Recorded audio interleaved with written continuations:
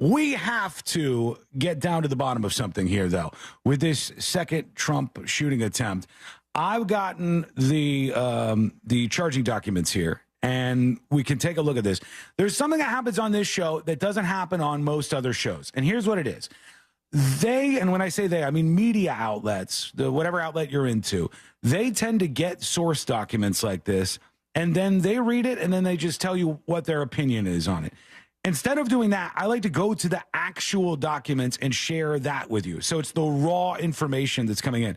And this is the just released charging documents against this Ryan Routh dude who tried to pop a shot at Trump on his golf course.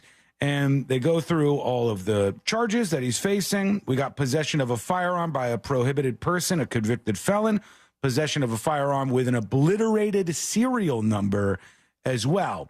And I'll have more charges than that because that is early on into this whole thing. It's so weird seeing obliterated in an actual, like, professional setting, because you think of obliterated as like something kids say, like, oh my gosh, I just obliterated that thing. Yeah, like a Fortnite thing. Yeah, this is a serial number on the gun wiped out. Here goes the probable cause outline here. It says on September 15th, 2024, the former president of the United States, Donald J. Trump, was golfing at Trump International Golf Club in West Palm Beach. They talk about where it's located. Special agent assigned to the former president's security detail was walking the perimeter of Trump International when Secret Service saw what appeared to be a rifle poking out of part of the tree line. The agent fired his or her service weapon in the direction of the rifle. A witness saw a man, later identified as Routh, fleeing the area of the tree line and entering a Nissan sport utility vehicle. The witness then observed the Nissan leave the area at a high rate of speed, and they include in the charging documents that I'm looking at the two bags. These ones are up against the fence, and those are the ones that have the ceramic tile on them. And then I think this might be the GoPro off to the left here. It says, in the area of the tree line from which Roth fled, agents found a digital camera, two bags, including a backpack, a loaded SKS-style rifle with a scope, and a black plastic bag containing food. The serial number on the rifle was obliterated. He brought snacks to his shooting? I guess so. Wait till you hear something that's coming up in a bit here, which will explain that. It was obliterated, unreadable to the naked eye. Based upon my training and experience, I'm aware that these rifles are not manufactured in the state of Florida. Then I believe there's cause to believe this was in another state, traveled across state lines. Officers from the Palm Beach County Sheriff's Office located the Nissan as it traveled northbound on I-95. At approximately 2:14 p.m., MSCO initiated a motor vehicle stop. The driver and sole occupant of the Nissan was Routh. Shortly after the motor vehicle stop, Routh was asked if he knew why he was being stopped. He responded in the affirmative. Okay, so that's the first we've heard of that. They pulled him over and they said, you know why we're stopping you? And he's like, boy, howdy, do I. So he says he knows that they're after him for what he did. Officers noted the license plate attached to be a 2012 white Ford truck that was reported stolen. So the license plate was not for the vehicle he was driving. During the course of the motor vehicle stop, law enforcement transported to the scene the witness who had previously observed Routh fleeing the area of the Trump International tree line and getting in the SUV. The witness identified Routh as the same individual he or she had previously seen getting in the Nissan. During their investigation, law enforcement also discovered a publicly viewable Facebook post from July 10, 2024, in which Routh directed his followers to contact him on instant messaging on WhatsApp, and they gave the number. I saw that as well. They said his mobile phone was located in the vicinity of the area along the tree line. Okay, so they found his phone on the scene, too. That's not going to be good for him. In 2002, he was convicted of possession of a weapon of mass death and destruction. That's the automatic firearm that he had. Law enforcement reflected that he was also convicted of multiple counts of possession of stolen goods, various other things in his history. On the basis of the foregoing, your affiant respectfully submits that probable cause exists to charge Ryan Wesley Routh with possession of a firearm and ammunition, yada, yada, yada. The other detail that was added, I'm not sure if it's in these charging documents or if it was along with this, but the other detail said he had been hung. I don't want to get this wrong, so let me pull this tweet up that talks about this. He had been there at the golf course at Trump International for quite some time. He was waiting for Trump to end up golfing there or to come close to him. In fact, I think they said he was there for 9 hours in the area. Sheesh. So this guy had just been hanging around, presumably with his firearm. That's why he had the snacks. Oh, I'm sorry, not 9 hours, 12 hours. Oh my God. 12 hours he was at this location.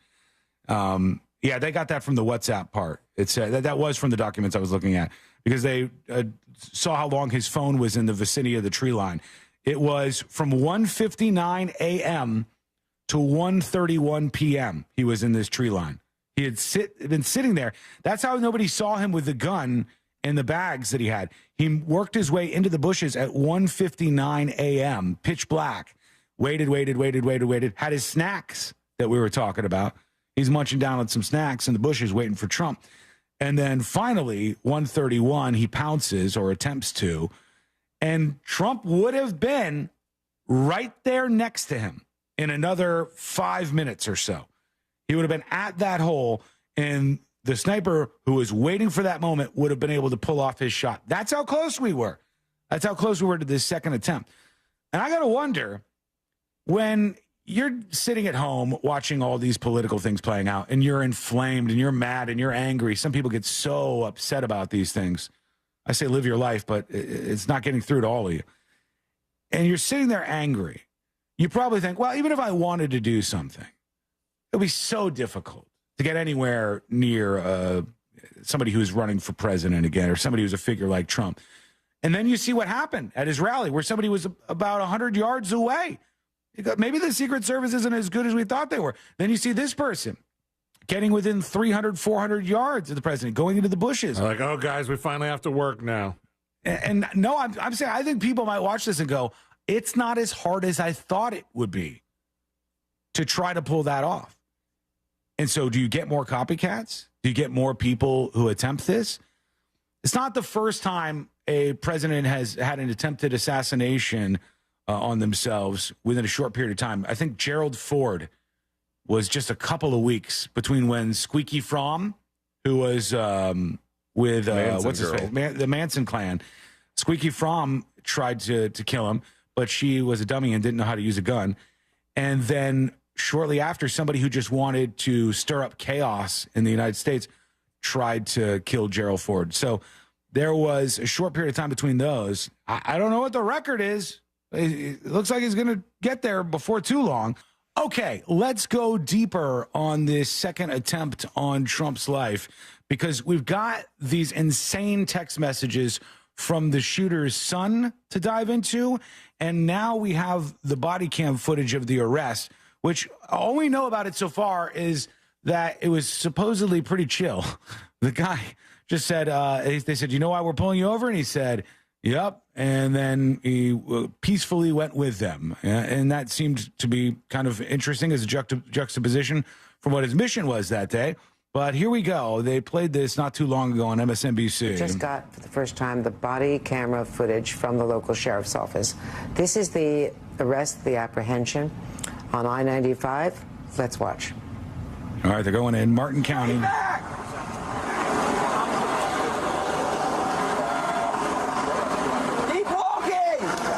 Walking backwards. Why is his shirt over his head like Cornholio? What's going on with this? You see it? His shirt is over his head. Maybe they told him to do that, or maybe so they could see if he had guns in his waistband. Yeah. That could be true. Maybe they'll mention this. Let's see. There he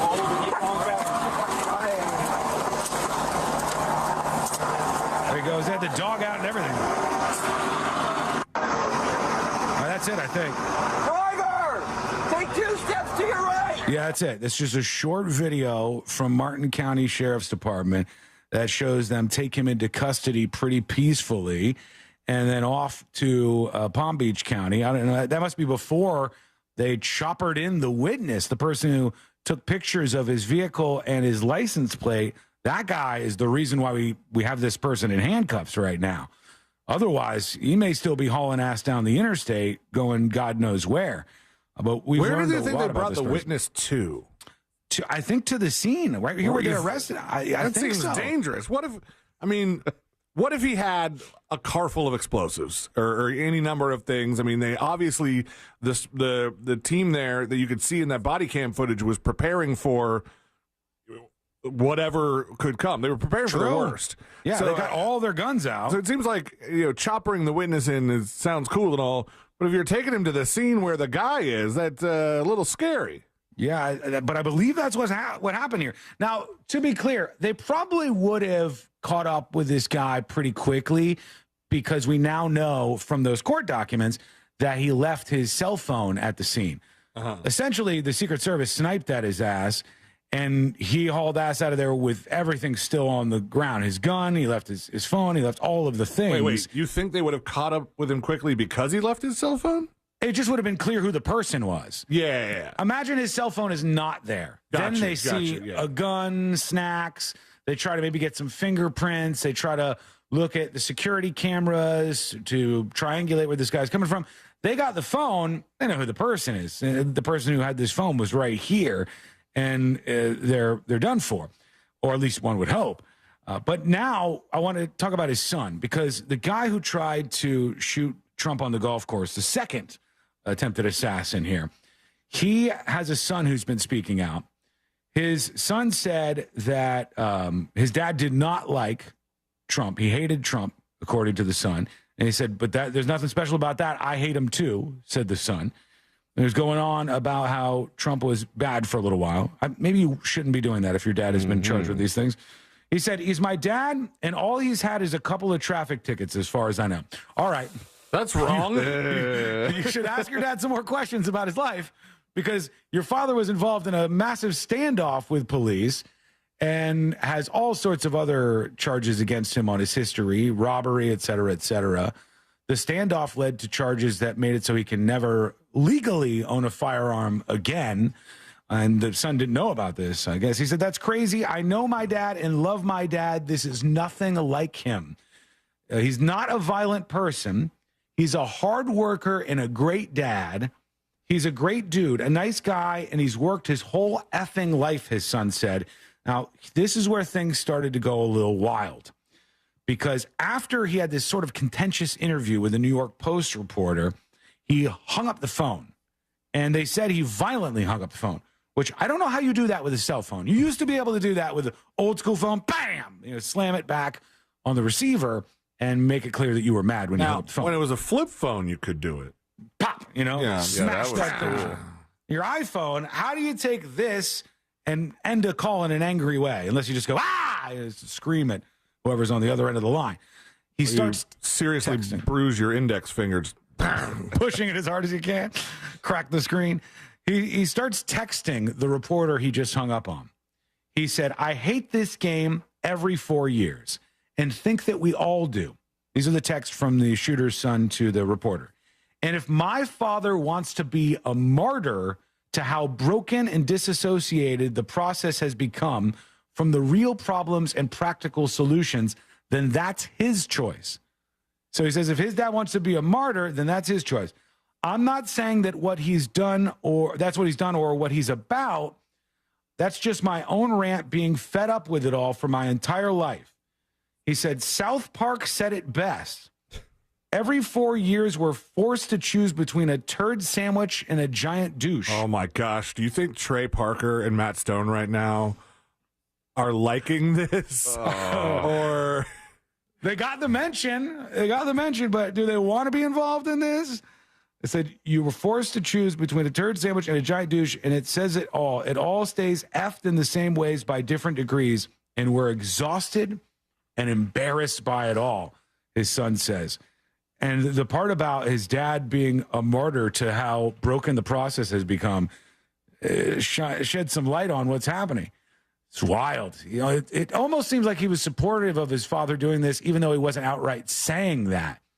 And I've seen people that have been that way. What was the text that was sent earlier to the radio show, C-Line? Sorry to hear about your penis. No, not that one. Different one. I don't want to talk about that one.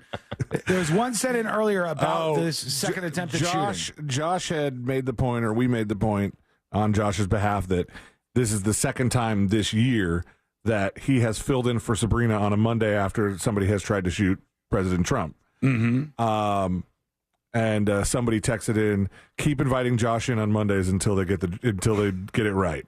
Jesus. God. Some of you are unhinged. You're unhinged.